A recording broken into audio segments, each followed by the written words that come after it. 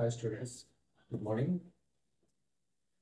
మనం previous class లో నేర్చుకున్నాం definitions and examples of business transactions, journal entries and ledger accounts.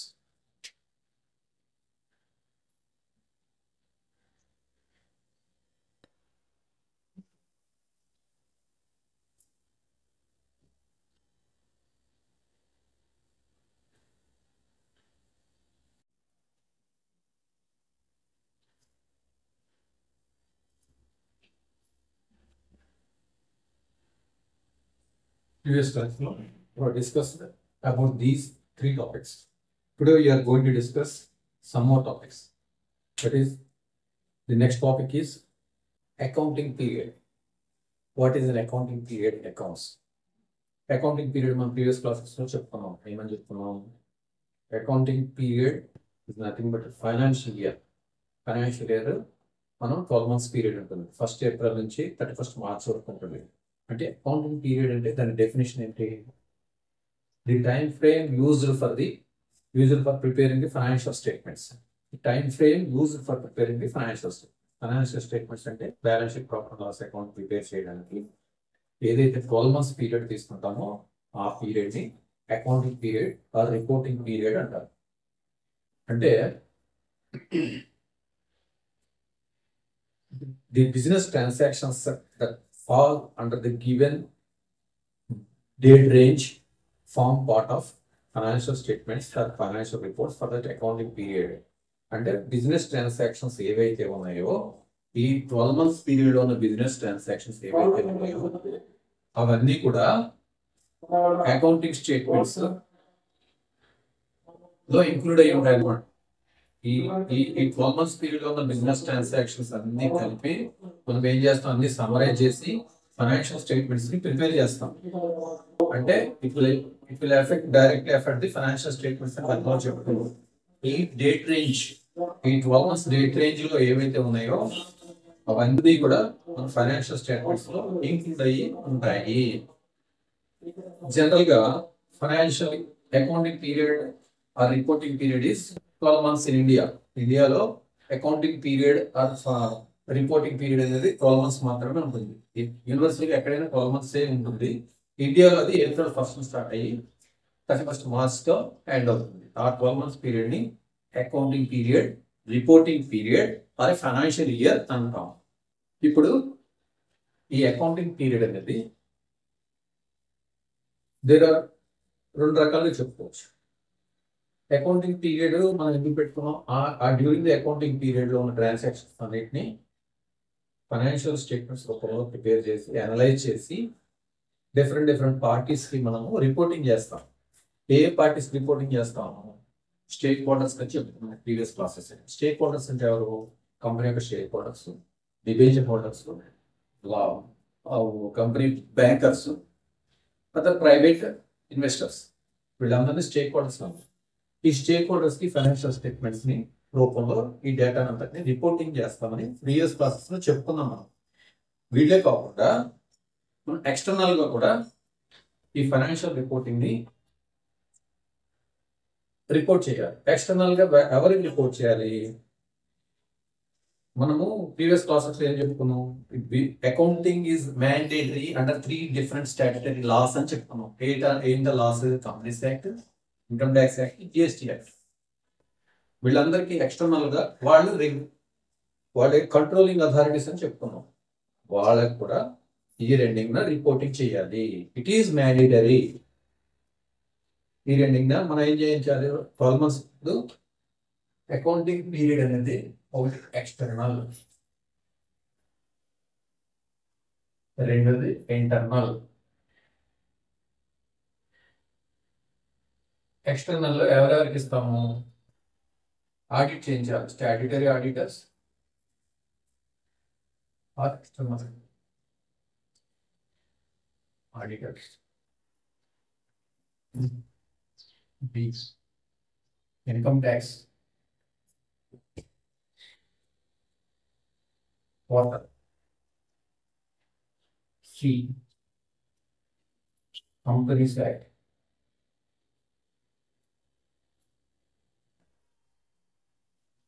Ministry of corporate affairs, the GST portal.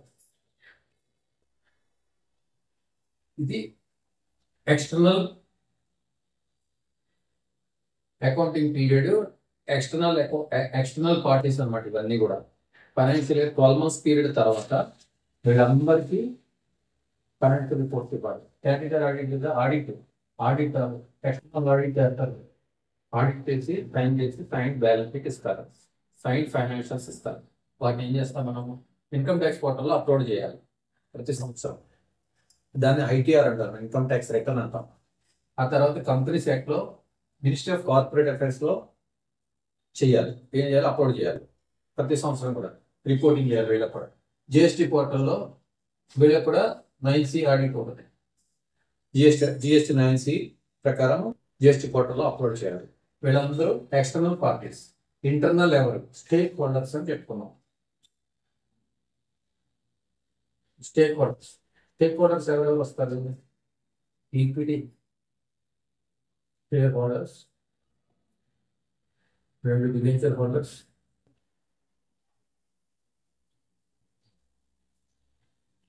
3 bankers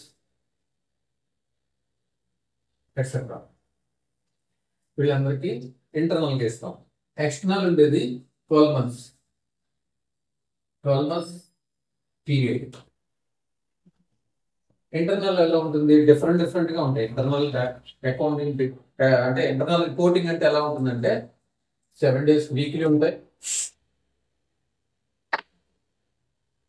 weekly reporting చేస్తాం. Weekly, monthly, quarterly, half yearly,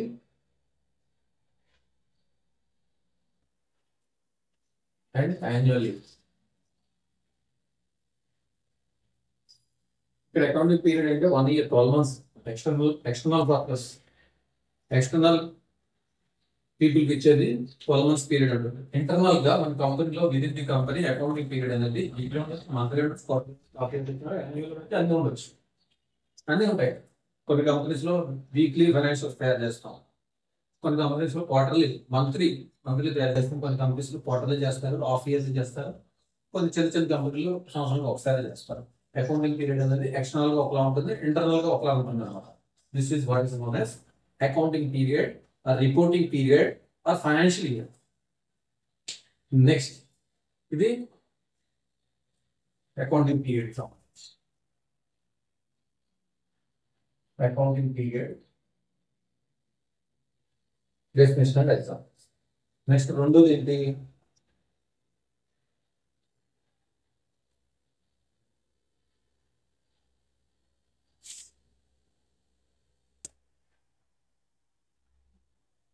రెండో definition ఏంటనమాట?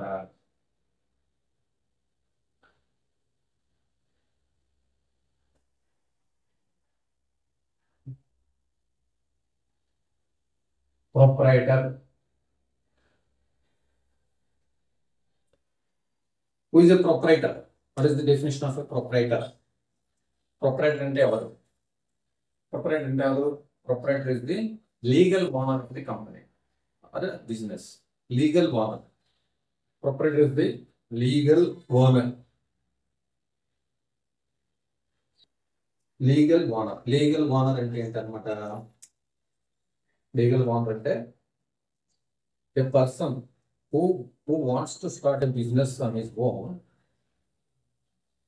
has to register as a proprietor, has to register himself as a proprietor under the concern, under the respective act, Stocks and Establishment Act అనుకుంటుంది. అక్కడ register చేసుకోవాలి.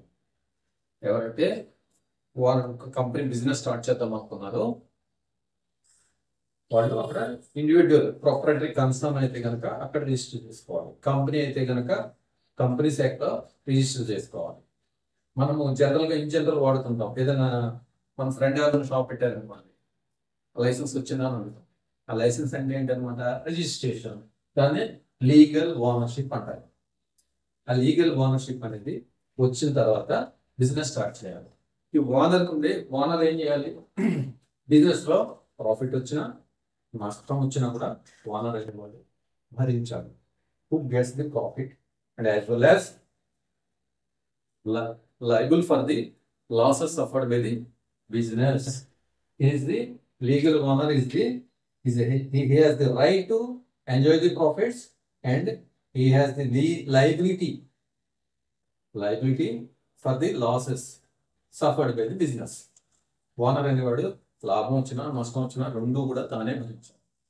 అది ownership. Next one ఏంటంటే share capital.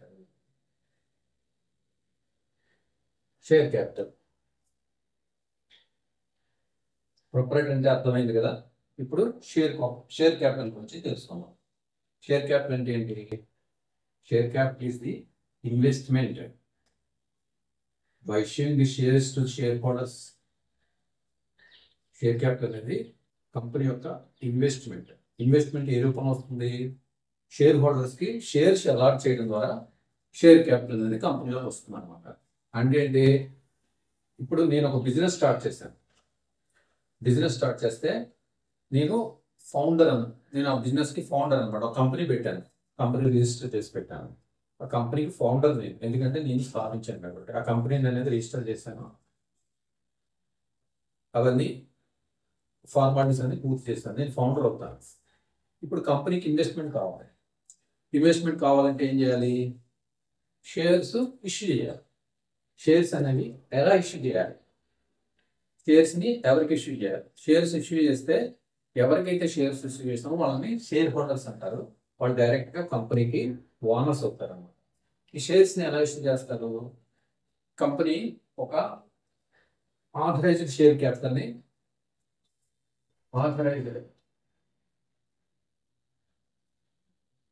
Share capital అంటే company registration అప్పుడే article of association, memorandum of association ఉంటుంది. అందులో authorised share capital, మన కంపెనీకి ఎంత ఆథరైజ్డ్ షేర్ క్యాపిటల్ అనేది ఉండాలి అనేది దాంట్లో మెన్షన్ చేస్తారు. ముందుగానే predetermined capital. Authorised share capital, predetermined share capital అంటే ఒక 1,00,000 shares company 1,00,000 shares memorandum of association, article of association mention చేస్తారు. 1,00,000 షేర్స్ ఆథరైజ్డ్ షేర్ క్యాపిటల్ అంటే 1,00,000 షేర్ల వరకు కంపెనీ ఇష్యూ చేయొచ్చు. ఎవరికి? ప్రైవేట్ పర్సన్స్ కి, షేర్ హోల్డర్స్ కి ఇష్యూ చేయొచ్చు అనమాట. Investment raised by issuing shares to the share holders in exchange of ownership of the company. అంటే ఈ 1,00,000 షేర్లు అయ్యే వరకు మనం షేర్ హోల్డర్స్ ఇష్యూ చేస్తాం. షేర్ హోల్డర్స్ కి ఏమొస్తుంది అనమాట? వాళ్ళు ఇన్వెస్ట్మెంట్ చేస్తే వాళ్ళకి ఏమొస్తుంది? ఓనర్షిప్ వస్తుంది, ఎక్స్చేంజ్ ఆఫ్ ఓనర్షిప్. ఇప్పుడు సపోజ్ 1,00,000లో 1,000 షేర్స్ ఇష్యూ చేసాం. 10 rupees face value, 10,000 share capital investment కంపెనీలోకి వస్తుంది అనమాట. దీని face value 10 rupees. Share premium అంటే ఏంటి? మన యొక్క కంపెనీ మన బిజినెస్ ని మార్కెట్ వాల్యూ అనుకుంది అనేది అసెస్ చేస్తారు. దాన్ని ఒక వాల్యూ చేస్తారు. వాల్యూస్ ఉంటారు. మన కంపెనీ యొక్క మార్కెట్ వాల్యూని అసెస్ చేస్తారు. మన కంపెనీ మార్కెట్ వాల్యూని అసెస్ చేసి మన షేర్ వాల్యూ, మార్కెట్ వాల్యూ ఒక 260 రూపాయలు ఉండొచ్చు అని సర్టిఫై చేస్తారు.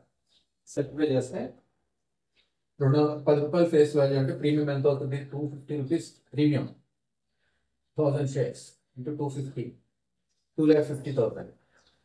మొత్తం ఇన్వెస్ట్మెంట్ 2,60,000. అంటే ఏంటన్నమాట? ఒక షేర్ హోల్డర్స్ కి 1,000 షేర్స్ అలాట్ చేశామంటే షేర్ హోల్డర్ ఎంత పే చేయాలి?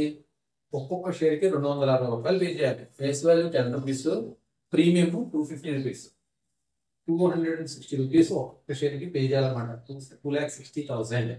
అంటే ఏంటన్నమాట? ఈ షేర్ క్యాపిటల్ అనేది పెరుగుతుంది, తగ్గుతుంది. ఇప్పుడు కంపెనీ షేర్స్ ఇష్యూ చేసినప్పుడు ఇన్వెస్ట్మెంట్స్ వస్తాయి. అంటే షేర్ క్యాపిటల్ అనేది ఇనీషియల్ షేర్ క్యాపిటల్ కంపెనీ పెట్టినప్పుడు ఇనీషియల్ షేర్ క్యాపిటల్ ఒక 10 lakhs ఉంది. మనము తర్వాత ఈ షేర్స్ ఇష్యూ చేసాం షేర్ హోల్డర్స్కి, 2,60,000 వచ్చింది. ఏ రూపంలో? Equity share capital equity share capital ఎంత? 10,000. 10,000. ఇక్కడ షేర్ క్యాపిటల్ అడిషన్ గా 10,000 మాత్రమే చూపిస్తాం. ఈ 2,50,000 ఎక్కడ చూపిస్తాం? షేర్ ప్రీమియం అనేది రిజర్వ్స్ అండ్ సర్ప్లస్ అని ఉంటుంది.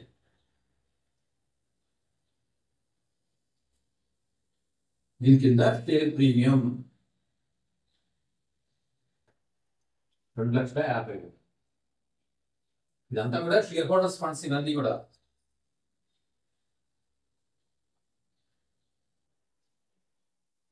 ఇవన్నీ share capital, reserves and surplus కూడా. ఈ రిజర్వ్స్ అండ్ సర్ప్లస్ లోకి మళ్ళీ ఏమొస్తుంది? కంపెనీ యొక్క profit or loss. Suppose profit 1,00,000 రూపాయలు వచ్చింది, అది క్యాపిటల్కి యాడ్ అవుతుంది, క్యాపిటల్ ఇంక్రీజ్ అవుతుంది మనకు ప్రాఫిట్ వస్తాయి. అదే లాస్ వస్తే క్యాపిటల్ తగ్గిపోతుంది, ఇది మైనస్ అవుతుంది అనమాట. మైనస్ అయ్యి ఏమవుతుంది? ఇప్పుడు రెండు కలిపితే 3,50,000 ఏంటనమాట? రిజర్వ్స్ అండ్ సర్ప్లస్ 3,50,000 అని చెప్తాం. అదే లాస్ వచ్చింది అనుకోండి, మైనస్ 2,50,000 మైనస్ 1,00,000, 1,50,000.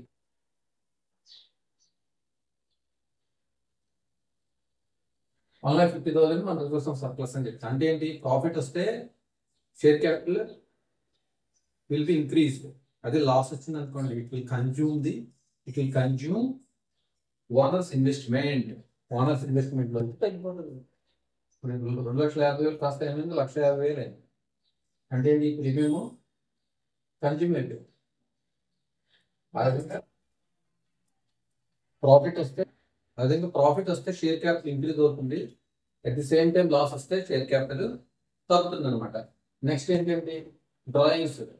అంటే కంపెనీ ఓనర్స్ ఎవరైనా డ్రాయింగ్స్ సొంత వాడకాలు అంటారు, వాళ్ళ పర్సనల్ యూజ్ కోసం ఏమైనా తీసుకుంటే అది కూడా డ్రాయింగ్స్ అని ఫినాన్స్ పెడతాం. డ్రాయింగ్స్ వాళ్ళకి 50,000 తీసుకున్నాం అనుకోండి, మైనస్ చేస్తాం అనుకోండి, షేర్ క్యాపిటల్ తగ్గిపోతుంది. అలాగే షేర్ క్యాపిటల్ ఇంక్రీజ్ కి డిక్రీజ్ కి ఈ విధంగా జరుగుతుంది అనమాట షేర్ క్యాపిటల్. షేర్ క్యాపిటల్ అంటే ఏంటి? ఆవరేజ్ షేర్ క్యాపిటల్ అంటే ఏంటి? దీన్ని ఇష్యూడ్ షేర్ క్యాపిటల్ అంటారు. Average share capital memorandum of association, article of association లో చూపిస్తాం. ఇంతకు మించి మనం షేర్స్ ఇష్యూ చేయకూడదు. ఇష్యూ చేయాలంటే మళ్ళీ memorandum of association, article of association alter చేసి ఆవరేజ్ షేర్ క్యాపిటల్ పెంచుకోవాలి. అప్పుడే కొత్త షేర్స్ ఇష్యూ చేయగలరు 1,00,000 అయిపోయిన తర్వాత. ఇష్యూడ్ షేర్ క్యాపిటల్ ఈ విధంగా ఉంటుంది. షేర్ క్యాపిటల్ ఇంక్రీజ్ అవడానికి డిక్రీజ్ అవడానికి కారణాలు ఏంటి? Share premium, profit and loss account, profit, loss, drawings, వీటి వల్ల పెరగడం కానీ తగ్గడం కానీ జరుగుతుంది అన్నమాట share capital. Next topic.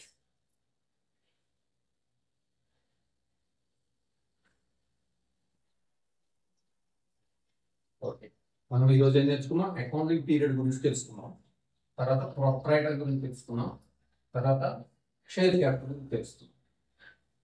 Next క్లాస్లో అడిషనల్ టాపిక్స్ మళ్ళీ మాట్లాడుకుందాం. Thank you very much.